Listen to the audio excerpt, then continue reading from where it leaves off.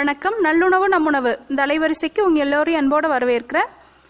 நம்முடைய அலைவரிசையில் இன்னைக்கு எங்கள் அம்மாவோட அப்பா, அதாவது என்னுடைய தாத்தா 85 வயசுக்கு மேலே பல்லால் கோழிக்கறியெல்லாம் கடித்து சாப்பிட முடியலங்கிற காரணத்துக்காக அடிக்கடி ஒரு வடை செய்ய சொல்லி கேட்பார். கோழிக்கறி வடை, அதை தான் இன்றைக்கி இந்த காணொலியில் உங்களோட பகிர்ந்துக்க போகிறேன். இது குழந்தைங்க கூட ரொம்ப விரும்பி சாப்பிடுவாங்க. பல்லில்லாதவங்க முதற்கொண்டு குழந்தைங்க வரைக்கும் கண்டிப்பாக இதை விரும்பி சாப்பிடுவாங்க. ரொம்ப சுவையாக இருக்கும். இப்போ இந்த காணொலியில் போயிட்டு இது எப்படி செய்கிறதுன்னு பார்க்குறதுக்கு முன்னாடி என்னுடைய அலைவரிசைக்கு நீங்கள் புதியவராக இருந்தீங்கன்னா எனக்காக கொஞ்சம் கீழே உள்ள சப்ஸ்கிரைப் மற்றும் மணியை மறக்காமல் அழுத்திடுங்க. கோழிக்கறி வடைக்கு என்னென்ன பொருட்கள் தேவைன்னு பார்ப்போம்.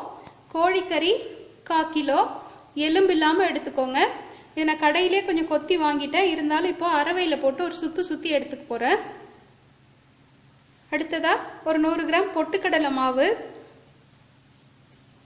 அடுத்ததா வெங்காயம் 1, பெரிய வெங்காயம் இந்த மாதிரி பொடியாக நறுக்கி எடுத்தது, கருவேப்பிலை கொஞ்சம், கொத்தமல்லி கொஞ்சம், இஞ்சி கொஞ்சம், பச்சை மிளகாய் கொஞ்சம், கொஞ்சம் பெருஞ்சீரகம், எல்லாமே பொடியாக நறுக்கி எடுத்துக்கோங்க. பெருஞ்சீரகத்தை இந்த மாதிரி தட்டி எடுத்துக்கோங்க. வடை சுடுறதுக்கு தேவையான அளவுக்கு எண்ணெய், தேவையான அளவு உப்பு. முதல்ல இந்த கறியை ஒரு அரவை கிண்ணத்தில் போட்டுட்டு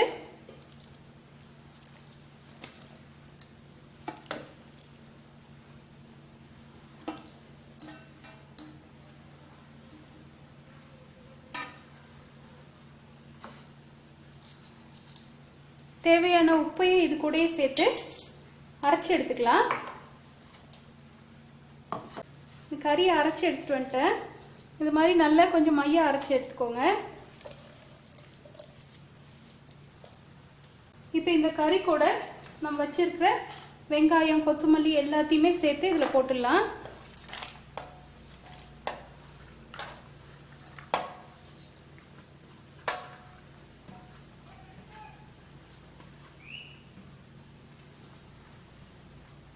பொட்டுக்கடலை மாவு மட்டும் கொஞ்சம் கொஞ்சமாக போட்டு எவ்வளோ தேவைப்படுதுன்னு பார்த்து சேர்த்துக்கலாம்.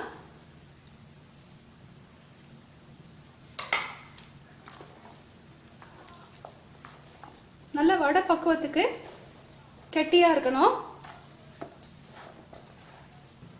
கொஞ்சமாக மஞ்சள் பொடி மட்டும் இதில் சேர்த்துக்கலாம். இது கறிங்கிறதுனால கொஞ்சம் மஞ்சள் பொடி போட்டால் நல்லது.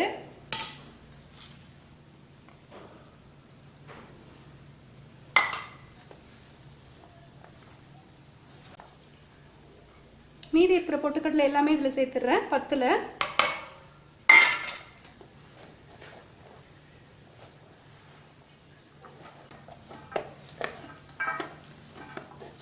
இது மாதிரி கெட்டியாக வர்ற அளவுக்கு சப்பாத்தி மாவு மாதிரி பிசைஞ்சு எடுத்துக்கோங்க.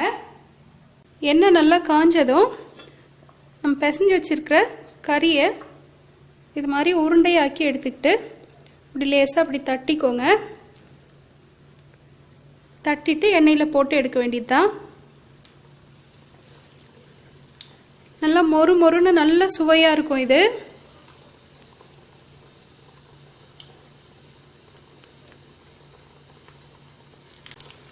இது கொஞ்சம் குண்டா தட்டி போட்டால் தான் நல்லாயிருக்கும்.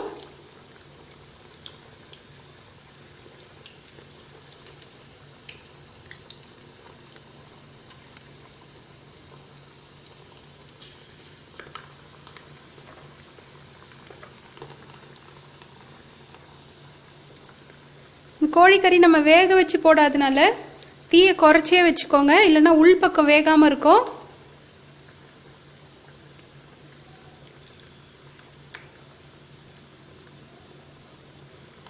இந்த மாதிரி தட்டி தட்டி போட்டுக்கலாம். எல்லாத்தையுமே போட்டு கொஞ்சம் நேரம் கழித்து மெதுவாக ஒன்று ஒன்றா திருப்பி விடுங்க. கறி வேகணும், ஏன்னா நம்ம வேக வைக்காமல் இதில் சேர்க்குறோம். இந்த எண்ணெயிலே தான் அது வேகணும். அதனால் பொறுமையாக வேகிற அளவுக்கு தீ குறைச்சி வச்சுக்கோங்க. கொஞ்சம் அப்பப்போ இப்படி திருப்பி விட்டுட்டே இருக்கணும், இல்லைன்னா ஒரு பக்கமாக செவந்துடும், உள்ளே வேகாது.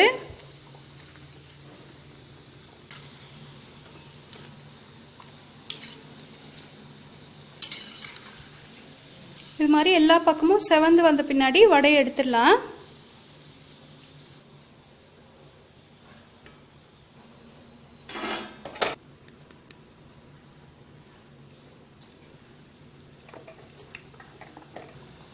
இதில் காரத்துக்கு நம்ம வேறு எதுவும் சேர்க்க மாட்டோம், வெறும் பச்சை மிளகாய் மட்டும்தான்.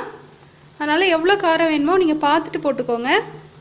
இப்படி உங்களுக்கு பச்சை மிளகாய் வேண்டான்னு நினைக்கிறவங்க கொஞ்சமாக வரமிளகா பொடி சேர்த்துக்கோங்க. சாயங்காலத்தில் பள்ளிக்கூடத்துலேருந்து பிள்ளைங்க வீட்டுக்கு வரும்போது இது மாதிரிலாம் செய்து கொடுத்தோம்னா ரொம்ப விருப்பமாக சாப்பிடுவாங்க. இது என்னடா இது கோழிக்கறியில் வடையா அப்படின்னு சொல்லிட்டு ரொம்ப ஆச்சரியமாக புதுசாக இருக்கும் அவங்களுக்கு.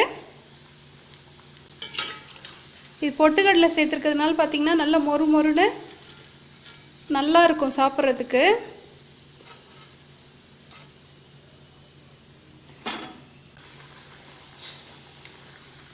உங்களுக்கு இந்த காணொளி பிடிச்சிருந்தா நீங்களும் இதே முறையில் உங்கள் வீட்டில் கோழிக்கறி வடை செய்து பார்த்துட்டு உங்களுடைய மேலான கருத்துக்களை கீழே உள்ள கருத்து பெட்டியில் பதிவிடுங்க. மேலும் என்னுடைய அலைவரிசைக்கு நீங்கள் ஆதரவு தர விரும்புனீங்கன்னா கீழே உள்ள சப்ஸ்கிரைப் மற்றும் மணியை மறக்காமல் அழுத்திடுங்க. நன்றி.